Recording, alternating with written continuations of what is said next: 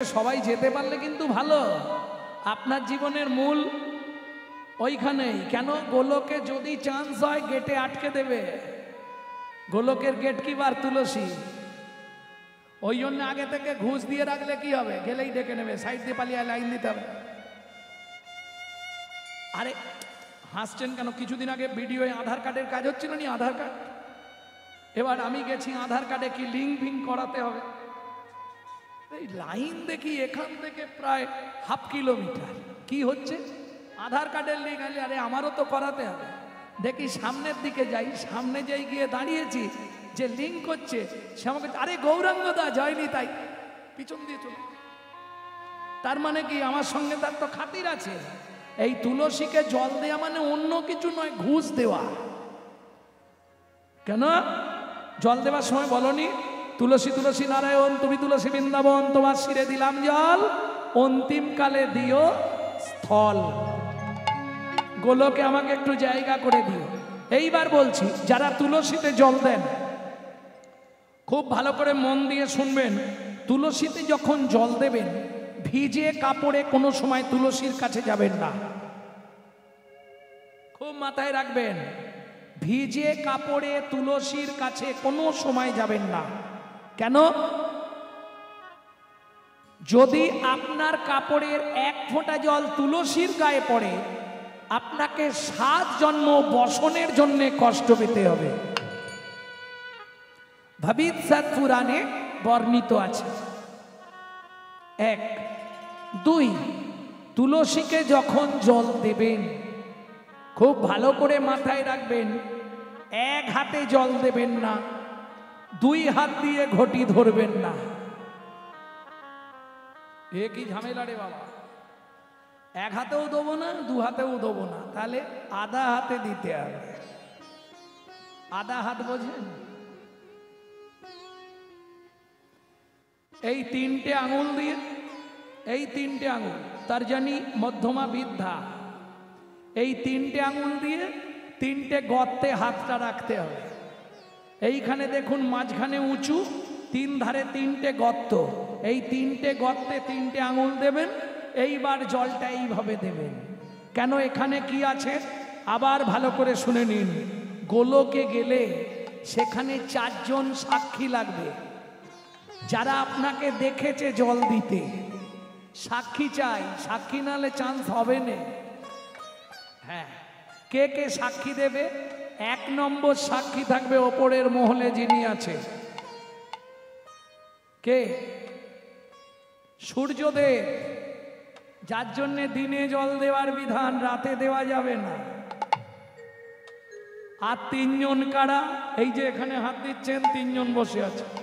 ওপরে যমুনা নিচে সরস্বতী, ওপরে যমুনা নিচে সরস্বতী, ওপরে যমুনা নিচে সরস্বতী, ওপরে যমুনা নিচে সরস্বতী, পাশেতে গঙ্গা বয়, পাশেতে গঙ্গা বয়।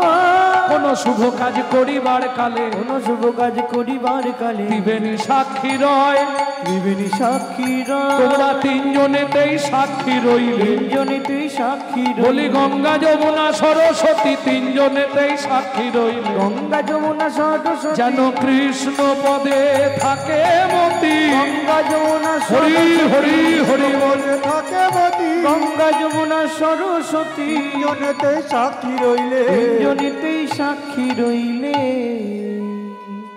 ভক্তমণ্ডলী, ভক্তিমতী মায়েরা, তাহলে বুঝে নেওয়া গেল। আর একটা কথা মাথায় রাখবেন, বিশেষ করে কোনোদিন সূর্য উদয়ের পর বাড়িতে ছড়া ঝাড় দেবেন না। কেন? ধুরমশাই, আমি কাজ করে করে ঘুমাই কত রাতে জানেন? আমি উঠি তো 8টার সময়, তখন তো আমার আগে সূর্য উঠে যায়। না না, করবেন কিনা আপনার ব্যাপার, আমি বলে দিচ্ছি শুনে নিন।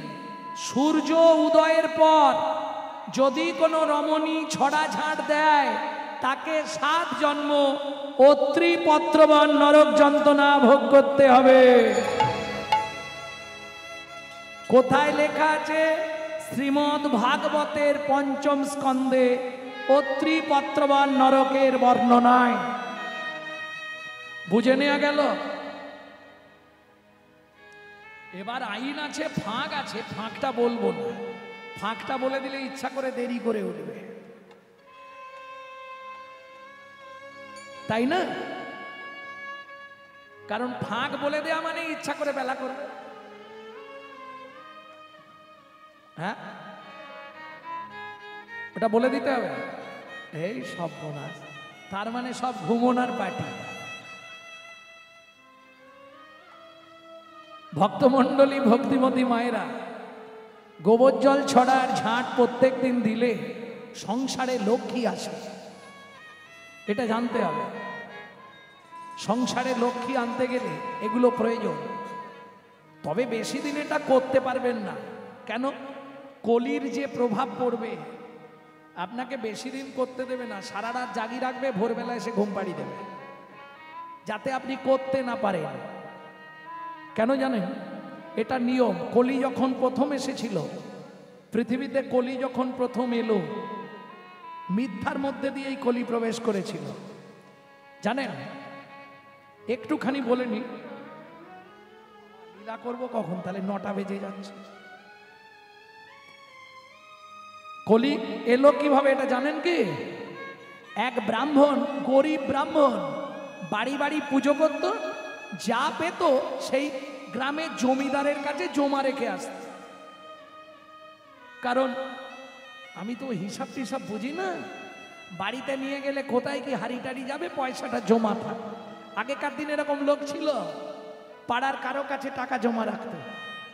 তাই প্রতিদিন পুজো করে সংসার খরচের মতো টাকা নিয়ে চলে যেত, জমিদারের কাছে জমা রেখে দিত। হরি বল, হরি বল।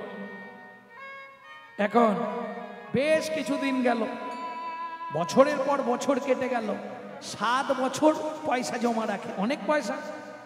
জমিদার বাবু বলো, বলো ব্রাহ্মণ, আপনার কাছে যে পয়সা রেখেছিলাম ওই পয়সাগুলো যদি ফেরত দেন। না দেয়ার কি আছে, তুমি হিসাব করে বললেই আমি দিয়ে দেবো। রাজা জানে, মূর্খ হিসাব জানে।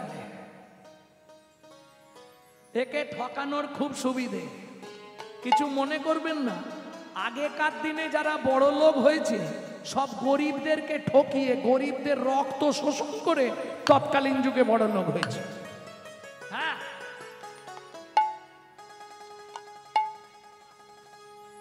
এটা জেনে রাখুন। বাবু খুব বিপদে পড়েছি, আমার কিছু টাকার দরকার। কত দেবো বল? বেশি না, 200 টাকা দিলে হবে। আচ্ছা শোন, তোর ওই 2 বিঘের যে জমিটা আছে ওর দলিলটা নিয়ে আয়, এইখানে একটা সই করে দে। তুই সময় পেলে দিবি, না দিলেও চলে যাবে, কোনো অসুবিধা নেই। এ তো সাদা মাঠা লোক, বোঝে নে। 1 বছরের মাথায় 200 জায়গায় 600 টাকা নিয়ে গিয়ে বলছে, বাবু আমার জমিটার কাগজটা দিন আর টাকাগুলো নিয়ে নিন। ও মা, তোকে দেবার সময় বললাম না 3 মাসের মধ্যে না নিলেও আর পাওয়া যায় না। আমি আপনাকে বলছি, আমার চোখে দেখা বহু মানুষ এইভাবে তৎকালীন যুগে নিঃস্ব হয়ে গেছে, নিঃস্ব হয়ে গেছে তারা। কিন্তু এবার কিন্তু টানবো, যিনি করে রেখে গেলেন ছেলে মেয়ে বউয়েদের জন্যে কোটি কোটি টাকার সম্পত্তি, আজকে চোখ দিয়ে দেখুন সেই বাড়ির ছেলেগুলো রাস্তায় ভিখারির মতো ঘুরে বেড়াচ্ছে। নেই, কিচ্ছু নেই, শেষ। 1 পুরুষ 2 পুরুষ 3 পুরুষে গিয়ে 0 ব্যালেন্স। পয়সা আপনার বাপ কেলে সম্পত্তি নয়, আপনি ধরে রাখবেন। এটা লক্ষ্মী নারায়ণের সঙ্গে চুক্তিবদ্ধ। 1 পুরুষ 2 পুরুষ 3 পুরুষে গিয়ে শেষ হয়ে যাবে, রাখতে পারবেন না। এটা মাথায় রাখো। ভক্তমণ্ডলী, ভক্তিমতী মায়েরা, ব্রাহ্মণ তো বোঝে না। ব্রাহ্মণ বলছে, জমিদার বাবু কত টাকা রেখেছিলাম বলতে প্রতিদিনই রাখতাম, বৃহস্পতিবার হলে একটু বেশি, লক্ষ্মী পুজো করতে যেতাম তো একটু বেশি পেতাম, আমি তো হিসাব কিছু বুঝিনি, তা 50,000 তো হবে। এ তো বোঝে না কিছু, একটু বেশি করেই বলে দিই, 50,000 তো হবেই। হ্যাঁ, জমিদার বলে, তুই বলিস কি? আচ্ছা 50 না হয় 40 হবে। কি বলিস রে? 40 না হয় 30 হবে। যদি প্রকৃত 30,000ই হয় আমি দিয়ে দেবো, 50 হলেও আমি দিয়ে দেবো। তুই তোর ছেলের মাথায় হাত দিয়ে বল। এ তো ঝামেলা ঝামেলা, দিয়েও তো বিপদে পড়লাম। শোন, যদি সত্যি হয় কিছু হবে না, যদি মিথ্যে বলে থাকিস তোর ছেলে মুখ দিয়ে রক্ত উঠে মরবে। কি করবে গরিব ব্রাহ্মণ? হাত জোড় করে বলে, বাবু আমি কিছুই পাবো না আপনার কাছে, আমি চলে যাই, বরং না খেতে পেয়ে মরবো, তবু বাবা হয়ে কি হবে না হবে আমি ছেলের মাথাটা ছোবো। দরকার নেই, দরকার নেই আমার টাকা, আপনি ভোগ করুন বাবু, আমি চলে যাচ্ছি।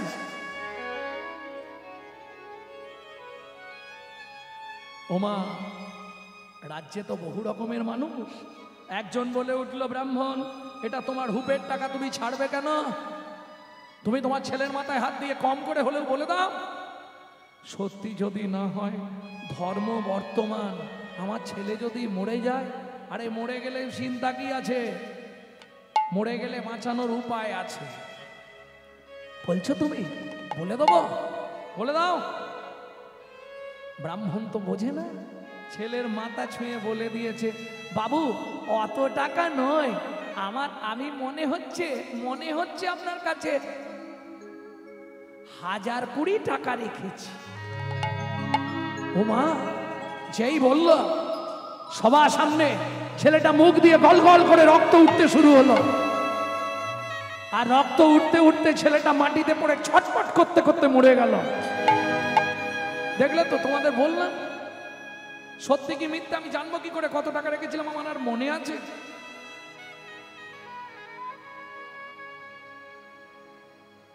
লোকটা বুদ্ধি দিচ্ছে, চিন্তা করো না, পৃথিবীতে এখনো সত্য বর্তমান। সত্যের সন্ধানে চলে যাও। কোথায় যাব? নদীর ধারে, নদী বর্তমান, নদীকে গিয়ে জিজ্ঞেস করো আমি কত টাকা রেখেছিলাম, তুই বল। নদী সত্য, নদী বলবে।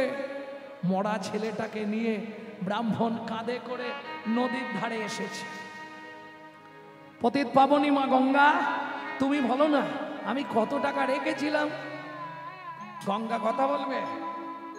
কি বোকা লোক বলো দেখি। ওমা, বেশ খানিকক্ষণ দাঁড়িয়ে থাকতে থাকতে দেখে একজন মাঝি আসছে।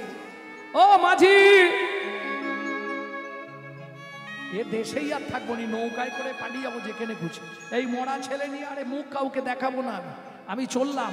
কারণ গ্রামের লোক সবাই বলেছে আমি নাকি মিথ্যাবাদী, আমার ছেলে মরে গেছে।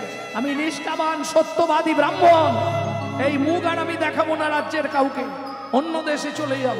ও মাঝি,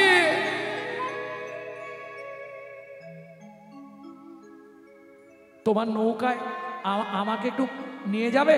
কেন, কি হয়েছে? ব্রাহ্মণ, আরে আমার ছেলেটা মরে গেছে, মুখ দিয়ে রক্ত উঠে। কি করে মরল? আমি রাজার কাছে টাকা রাখতাম, রাজা বলল সত্যি বললে বাঁচবে, মিথ্যে বললে মরে যাবে। সত্যিটা জানতে চাইছো? হ্যাঁ। আমি পারবো না, আমার পিছনের মাঝিকে জিজ্ঞেস করো, ও সবার হিসাব করে। দ্বিতীয় মাঝিকে জিজ্ঞেস করছে, ও মাঝি তুমি সত্যি বলো তো কত টাকা রেখেছিলাম? মাঝি বলে অনেক দিন আগের ব্যাপার তো, হিসাবটা আমার থেকে ভালো পিছনে যে আছে ও বলবে। 1 নম্বর চলে গেল, 2 নম্বর চলে গেল, 3 নম্বর যাবার কালে বলে গেল আমার মনে নেই, পিছনের কাছে হিসাব। পিছনের মাঝি আসছে অনেকটা দূর দিয়ে, একবারে ময়ূরপঙ্খী নৌকা নিয়ে হেলে দুলে। মাঝি ভাবছে জলে নেমে যাব নাকি। ও মাঝি, মাঝি।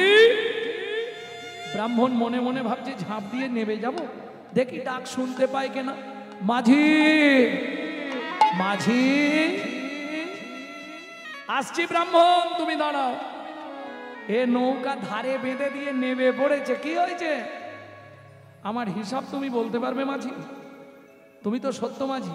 হ্যাঁ, তোমার হিসাব ও আমার কাছে পাক্কা আছে। আছে? সত্যি বললে কিন্তু আমার ছেলে বেঁচে যাবে। তোর ওই কাজ করে, তুমি রাজাকে গিয়ে বলবে রাজা মশাই ভুল বলেছি, আমি মিথ্যে বলেছি, তাই ছেলে মরে গেছে। 20,000 নয়, ওটা 50,000 হবে। তুমি যদি বলে দাও আমি তোমার ছেলেকে বাঁচিয়ে দেবো।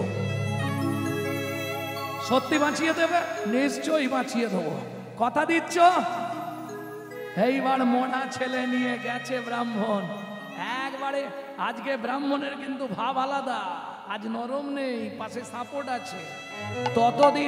ততদিন বাড়িতে ছেলে ম্যাও ম্যাও করে, যতদিন সাপোর্ট না পায়। পাশে দু পা এসে গেলেই তাকে এবার ধরে খেয়ে। বুঝলেন না আমার কথাটা? কিছু কথা ঠারে ঠুরে বলবো, একটু বুঝে নিতে হবে। সব কথা ভেঙে বললে মার খেতে হবে বাবা, দরকার নেই।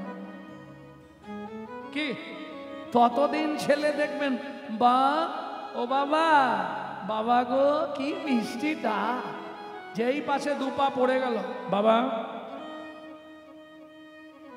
আমার কথাটা মনে আছে তো? সে ভাবই আলাদা হয়ে যাবে, দু চার দিনের হের ফেরে ভাব ঘুরে যাবে। হ্যাঁ ভক্তমন্ডলী, ভক্তিমতী মায়েরা, আজ ব্রাহ্মণ একবারে ক্রোধে অগ্নি প্রজ্বলিত। মারা ও জমিদার বাবু বেরিয়ে আসুন। ব্রাহ্মণ আজকে উদ্ধত কেন? সঙ্গে কাদেরকে এনেছে? সব লোকজন? না না, লোকজন নয়, ওরা সাক্ষী দেবে আমার। এই ছেলে মরা ছেলের মাথা ছুঁয়ে বলবো আমি কত টাকা রেখেছিলাম, আমি হিসাব পেয়ে গেছি। রাজা বলে ওরে শালা মূর্খ ব্রাহ্মণ, হিসাব পেল কোথা থেকে? এদিকে যে এই পার্টির সঙ্গে চুক্তি হয়ে আছে, তুই মিথ্যে বল সত্যি বল, তুই এটা বলবি আর আমি বাঁচাবো। কারণ এ পার্টি জানে আবার মিথ্যে বলাবো, আর ও মিথ্যে বললেই আমার সুবিধে হয়ে যাবে। কি সুবিধে ওটা পরে বলছি। জমিদার বাবু সবার সামনে আপনি দাঁড়ান, আমি এই মরা ছেলের মাথা ছুঁয়ে বলছি আপনার কাছে 50,000 টাকা রেখেছি, দিন। এ যা বলল, পাশে যিনি বুদ্ধি দিয়েছিল তিনি কুমন্ডল থেকে জলটা গায়ে ছেটালো। ছেলে ধীড় করে উঠে বলে বাবা 50,000, 1 টাকাও কম দিলে নেব না।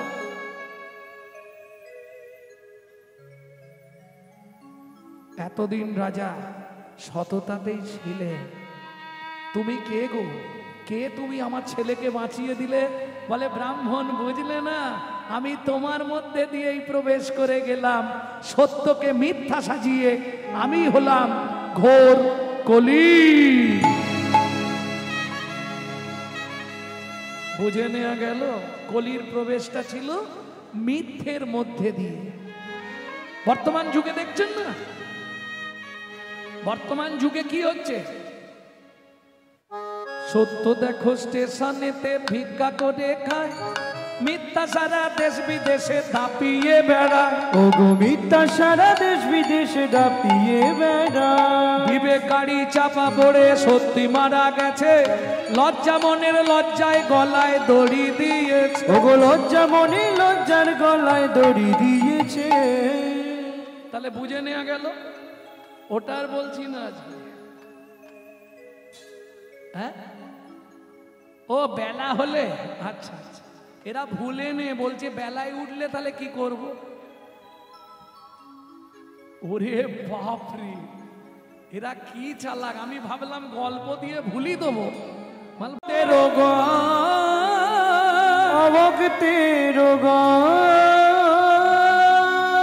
উলুপ যেমন জইছে, যেমন জইছে, সূর্যের কিরণ, সূর্যের কিরণ।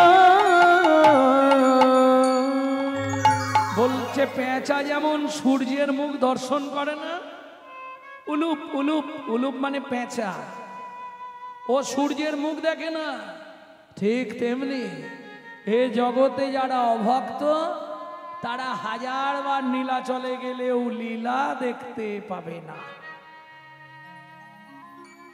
এ ভক্তির দরকার গো, না হলে দেখা যাবে না। ভক্তি জন্মায় কোথা থেকে জানো? ভক্তির জন্ম হয় কোথা থেকে?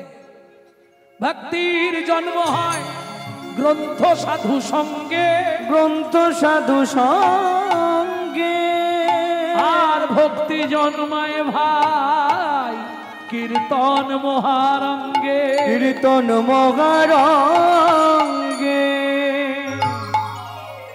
সাধু সঙ্গ, গ্রন্থ আর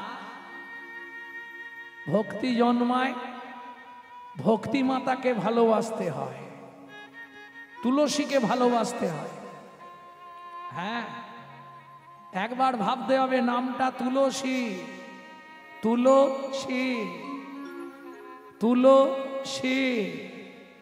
গোবিন্দ যারে শিরে ধরে তার কৃপা না হলে তুমি ভক্তি রাজ্যে প্রবেশ করতে পারবে না।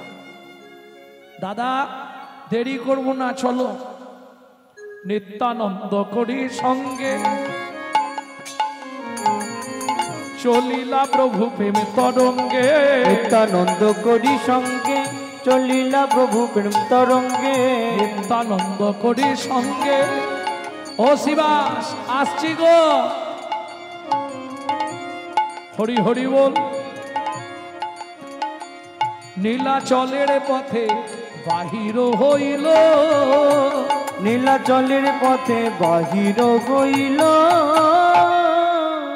বাসুদেব ঘোষ কয় গৌর বড় দয়াময়, বাসুদেব ঘোষ কহে গৌর বড় দয়াময়। বাসুদেব ঘোষ কয় গৌর বড় দয়াময়। বাসুদেব ঘোষ কয় গৌর বড় দয়াময়। চেচে সে দে হরি নাম বিলালো, ও গো যেচে সে দে হরি নাম বিলালো। কলির একমাত্র উদ্ধারের পথ হরি নাম সংকীর্তন। কলৌ নাস্তেব্য নাস্তেব্য নাস্তেব্য গতির অন্যথা। কলিতে গতি নাই, গতি নাই, গতি নাই। তিনবার একটা কথার উপর পেশাদ দিলেন কৃষ্ণদাস কবিরাজ গোস্বামী ঠাকুর মহাশয়। একমাত্র হরিনাম ছাড়া কলিতে তোমার মুক্তি হবে। এটাও বলা আছে, একবার হরি বললে যত পাপ হরে, বলা আছে না? পাপীর সাধ্য নাই তত পাপ করে, বলা আছে না? একবার হরি বললে যত পাপ হরে, পাপীর সাধ্য নাই তত পাপ হরে। তাই তো বলা আছে তো নাকি? কাল থেকে ঠিক করেছি হরিনাম ছেড়ে দেবো, একটা করে মার্ডার করব আর একবার করে হরি বলবো। এই তো বলছো লেখা আছে, একবার হরি বললে যত পাপ হরে, পাপীর সাধ্য নেই তত পাপ করে। মেরে ধরে রাস্তাঘাটে যাকেই দেখবো সব কেড়ে নিয়ে ঘর চলে যাও, তাই না? হবে? এইটা শুধু আপনি নয়, 100 জনের মধ্যে 95 জন ভুল করে। এইটা লেখাটা পড়িনি আমরা সঠিকভাবে। চৈতন্য চরিতামৃতে কৃষ্ণদাস কবিরাজ গোস্বামী ঠাকুর মহাশয় কি লিখছে আগে বুঝতে হবে। সব কীর্তনীয়রাই এটা ভুল সিদ্ধান্ত দেয়, একটু ঠিক করে নিন। আমি রাধা গোবিন্দনাথের চৈতন্য চরিতামৃত 6 খণ্ড পড়েছি তো, এটা ঠিক করে নেবেন সবাই। একবার লেখা নেই সেখানে। কৃষ্ণদাস কবিরাজ গোস্বামী কি বোঝাতে চাইছে আগে বুঝতে হবে। এক কৃষ্ণ নাম জীবের যত পাপ হরে, পাপীর সাধ্য নাই তত পাপ করে। কি বোঝাতে চাইলেন? একবার নেই কিন্তু তিনি বোঝাতে চাইলেন একমাত্র কৃষ্ণ নামেই জীবের পাপ হরণ হয়, আর কোন নামে জীবের পাপ হরণ হয় না। তাই তিনি বললেন এক কৃষ্ণ নাম জীবের যত পাপ হরে। একবার নেই, তিনি এটাই বোঝালেন কালী দুর্গা শিব সরস্বতী লক্ষ্মী কার্তিক গণেশ তুমি যার নাম করো পাপ হরণ হবে না, একমাত্র কৃষ্ণ নামেই জীবের পাপ হরণ হয়। তাই গৌর হরি বল। এইটা ভুল বোঝা হয়ে গেল আমাদের। শুধু তাই নয়, তারপরের লাইনেই তিনি আইনের ফাঁকটা দিয়ে রাখলেন, যদি কেউ ভুল বোঝে এইটা পড়লে সে সোজা হয়ে যাবে। হেন কৃষ্ণ নাম কেউ যদি লয় বহুবার, তাহে যদি নহে প্রেম নহে অশ্রুধার, তবে তো জানিবে এ দেহে আছয় অপরাধ প্রচুর। কৃষ্ণ নামের বীজ তাহে না হবে অঙ্কুর। তাই গৌর হরি বল। কে এরপর আর বলবো একবার হরি বললে? আরে তাহলে তো ডেলি পাপ করবে আর একবার করে হরি বল হরি বল হরি বল। অত সোজা, অত সোজা। তবে কলিতে তুমি যদি মন প্রাণ দিয়ে, এটা মহাপ্রভু বিধান দিলেন, কলিযুগে কোনো নিয়ম নেই, খাইতে শুইতে নাম লবে যথা তথা, স্থান কাল পাত্র নাই নিয়ম বিধি তথা। তুমি যেভাবে বলবে, হেসে খাও কেঁদে খাও শুয়ে খাও বসে খাও, হ্যাঁ আলোতে খাও অন্ধকারে খাও, নিম পাতা খেলেই যেমন তিতো লাগে, হরিনাম বললেই কাজ হবে। কেমন? যেভাবে পারবে সেভাবে বললেই কাজ হবে, কিন্তু বলবো না উদ্ধার হতে পারবো না। তুমি যাই করো, প্রতি বছর 10-20 লাখ লোকের সেবা করে দাও, 1 কোটি লোককে সোনা দান করে দাও, লাভ হবে না। হরিনাম না করলে তুমি নিজে উদ্ধার হতে, কোথায় লেখা আছে বিদগ্ধ মাধবে, গো কাটি দানে গহনে চা কাশী, मागे पयागे कटी कल्पवासी, सुमेरु समतुल हिरण दाने, नहीं तुल्लो राधा श्री गोविंदो नामे। তাই গৌর হরি বল। তাহলে বুঝে নেওয়া গেল হরি নামের পর আর ধর্ম নাই, হরি নামের পর আর ধর্ম নাই রে, নামের পর আর ধর্ম নাই, হরি নামের পর আর ধর্ম নাই। যত দান যোগ্য করো ভাই রে, পরার ধর্ম নাই, দান যোগ্য করো ভাই রে, নামের পর আর ধর্ম নাই রে, পূজা পার্বণ করো ভাই রে, নামের পর আর ধর্ম নাই রে, পূজা পার্বণ করো ভাই রে, নামের পর আর ধর্ম নাই রে। কৃষ্ণ নামং জগৎ বন্ধু জগৎ জঙ্গুনং পরা, কৃষ্ণ নামং জগৎ বন্ধু জগৎ জঙ্গুনং পরা, কৃষ্ণ নামং জগৎ বন্ধু জগৎ জঙ্গুনং পরা, কৃষ্ণ নামং জগৎ বন্ধু জগৎ জঙ্গুনং পরা, কৃষ্ণ নামং বিশ্বধারং জগতাং পাপং হরা, কৃষ্ণ নামং বিশ্বধারং ভগতং পতং হরা। বুঝে নেওয়া গেল? অত সোজা নয়। বুঝে বা না বুঝে কেহ, শুনিতে শুনিতে সেহ তার হয় চৈতন্য উদয়। যদি তুমি বুঝতেও না পারো, শুনে যাও, তাতেও কাজ হয়। তাহলে হয় কৃষ্ণ নাম করো, না হয় কৃষ্ণ নাম শোনো, করলে বেশি কাজ। কারণ প্রথমেই আছে মত কথা বাচতাং নিত্বাং। অর্জুন সখা, যারা নিত্য নিত্য আমার কথা বাক্যের দ্বারা বর্ণনা করে, তাদের মৃত্যুর পর তাদের গোলক প্রাপ্তি হয়। গোলক মানে বোঝেন তো, যেখানে ভগবান নিজে থাকে। গোলকে চলে গেলে মানে আপনাকে আর নিচে নামাবে না, হয়ে গেল শেষ, সে গোলক প্রাপ্তি হয়। অর্জুন বললে, ও সখা, অনেক জীব আছে বলতে পারে না, কিন্তু শোনার ইচ্ছা, শুনতে পারে। দ্বিতীয়টা ভগবান আবার লিখলেন মত কথা শ্রবণের আতা, কেউ যদি মন প্রাণ দিয়ে আমার কথা শ্রবণ করে, তার বৈকুণ্ঠ প্রাপ্তি হবে। বৈকুণ্ঠে গেলে আবার আসতে হবে। ব্যবস্থা ভালো, ওখানটা এসি এখানটা পাখা। বোঝাতে পারলাম না সহজে?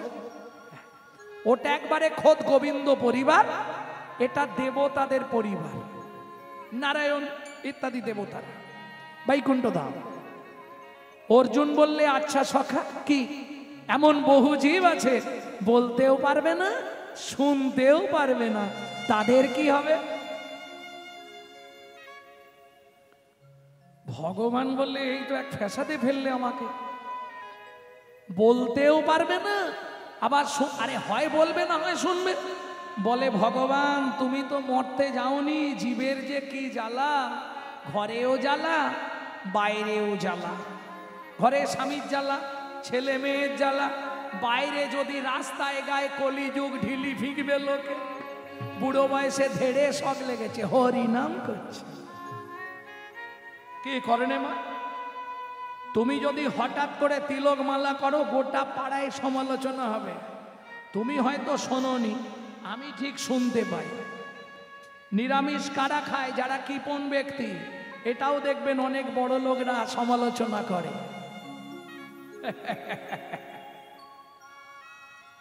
কিন্তু তোমার তো ওটা ভাবলে চলবে না। তোরা যে যা বলিস ভাই, আমার সোনার হরিণ চাই। হস্তি চলতি বাজার